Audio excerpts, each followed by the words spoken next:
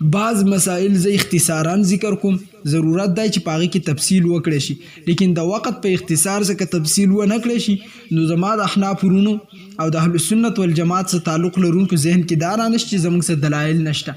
الحمدلله هره مسله چې زه بیانوم انشاءالله العزیز په هغې باندې به زموږ سره دلایل موجود دي. د قربانۍ متعلق څه امور دي هغه ول ذکر کول دي. نمبر 1 د قربانۍ ثبوت، نمبر 2 د قربانۍ حکم، نمبر 3 د قربانۍ زناور، نمبر 4 د زناور عمر، نمبر 5 د شریکانو او د هغوی تعداد، نمبر 6 د قربانۍ وخت، نمبر 7 د قربانۍ ورځ، نمبر 8 شرایط د وجوب والی د قربانۍ، نمبر 9 د قربانۍ نصاب، نمبر 10 ذبح کول به څوک کوي، قرباني به څوک حلالوي، موږ چې ورته پښتانه حلاله وایو، نمبر 11 شبهات او د هغې جوابات، نمبر 12 د قربانۍ متعلق څه فواید، نمبر 13 د قربانۍ څه عمومي مسایل دي چې هغه په دې درس کې انشاءالله العزیز په دې کورس کې ستاسو په وړاندې باندې ذکر کیږي.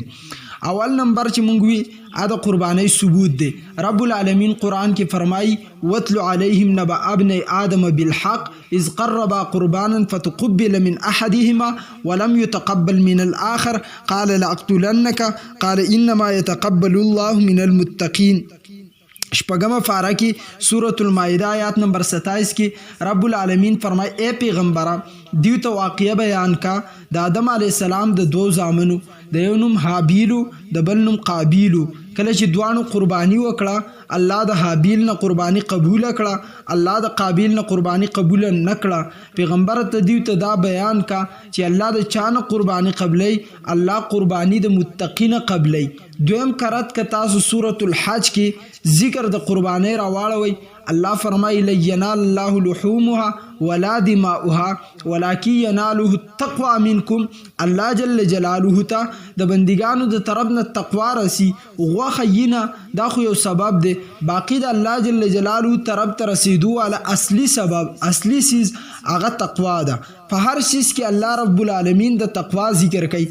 قربانی ال قبلیږي کله چې تقوا ده، عمل ال قبلیږي کله چې تقوا ده، قبولیت ال اصلیږي کله چې تقوا ده. تقوا څه ته وایي؟ د دې عبدالقادر جیلانی رحمت الله علیه ښایسته تعریف کوي.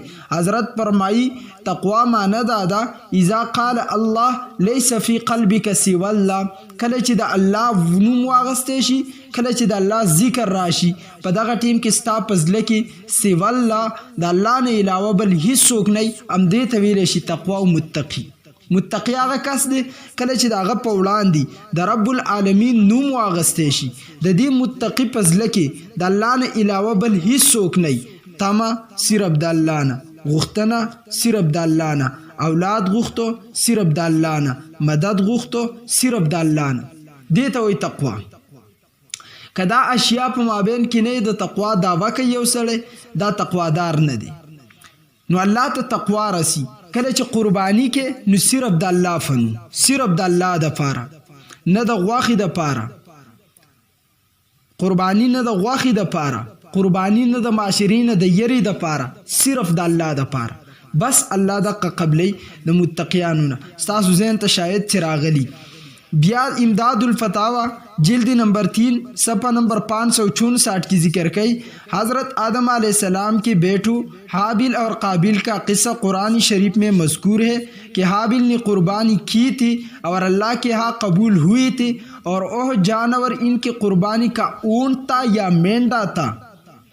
علی الاختلاف روایات تفسیر اونٹ تھا یا مینڈا تھا، اور جب سے اب تک سب امتوں میں ان جانوروں کا ذبح کرنا جاری اور مشروع رہا.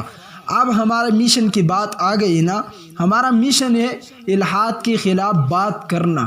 تو اب آئیں گے اس کی طرف.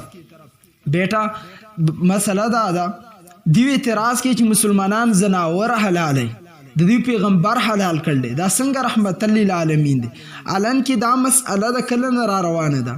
حکیم الامت مجدد الملت حضرت اشرف علی تانوی رحمت اللہ علیہ امداد الفتاوا کی لکھی د آدم د وخت نه